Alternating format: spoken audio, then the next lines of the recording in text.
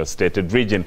We are now joined from our Durban studios by Dr Imtiaz Sooliman, the founder, director and chairman of Gift of the Givers, a South African non-governmental organization which has been assisting Syrian refugees since 2012. Dr Sooliman, good afternoon and nice to talk to you. As we are reporting there, a new deal is being negotiated to complete the evacuation of rebel-held areas in Syria's that is in Syria's east of Aleppo. Now, are you prepared for this new influx of refugees?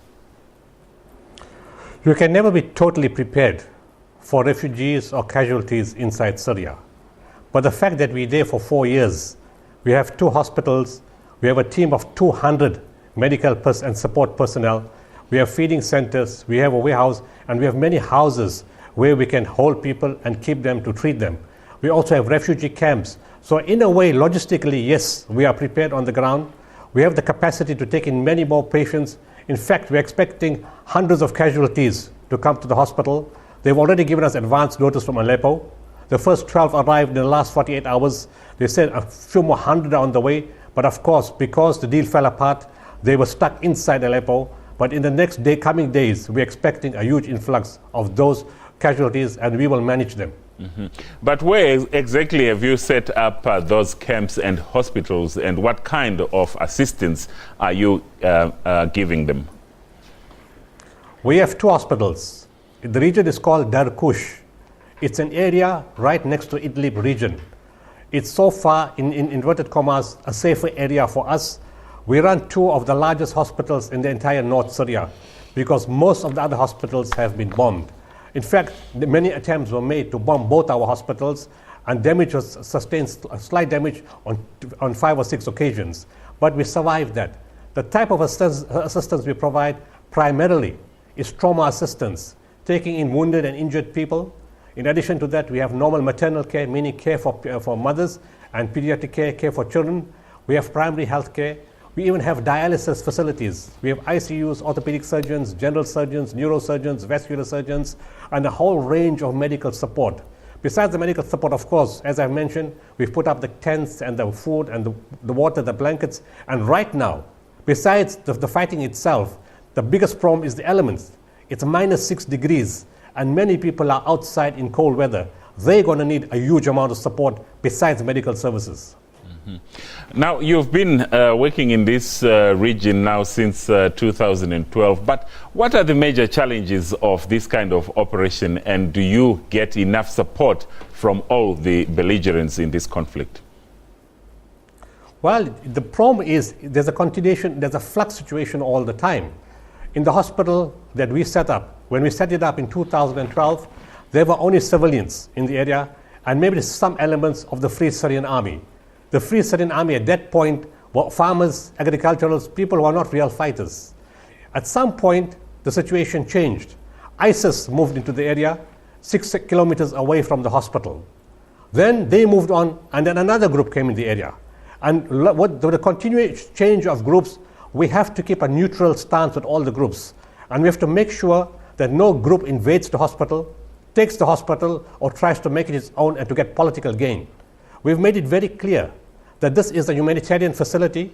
It will treat combatants and non-combatants. It will treat any human from any group, from any society. And in fact, indeed, we've treated people from all groups and all factions in that hospital, and that's why it's respected. The second challenge is to avoid being bombed. In May last year, a bomb hit close to the hospital and blew up our windows and doors. And that's why it necessitated us putting a second hospital inside Darkush, but near the Turkish border.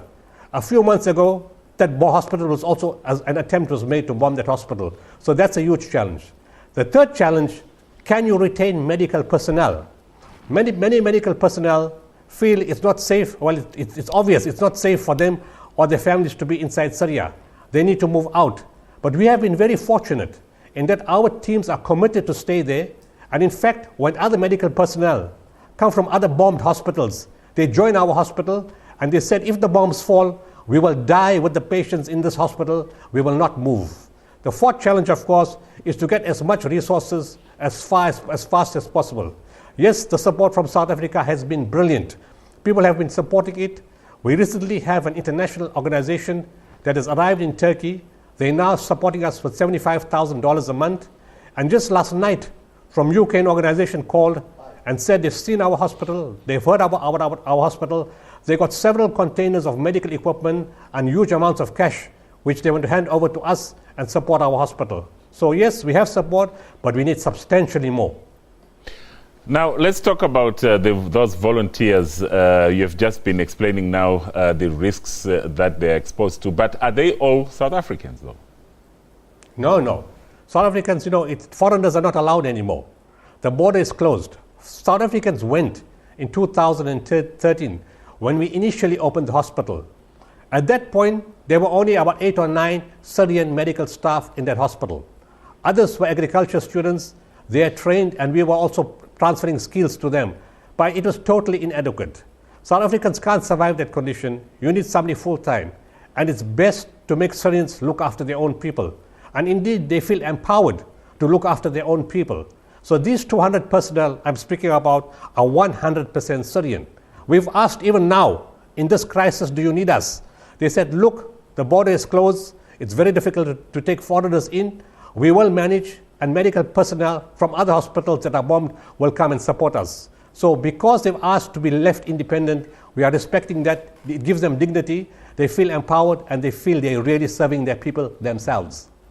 And finally, Dr. Sooliman, you've been talking about your plans to build other facilities and expand the operation that you are having now and the limited resources that you have. So how can those who want to help, how can they assist you?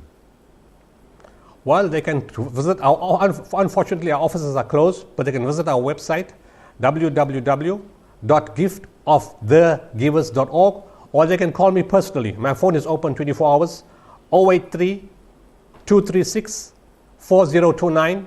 If you don't get through, leave a text message. All I can say is, even if you cannot give something, these are human in distress. Please, let's pray for them, because we haven't spoke about the difficulties, but the difficulties that people are going is really horrendous. That needs a program on its own. Well, we wish you all the best of luck, and thank you so much for your time. That there was Dr. Imtiaz Sooliman, the founder, director, and chairman of Gift of the Givers. We'll take a short break now, but don't go away. I will return shortly with your news headlines and more.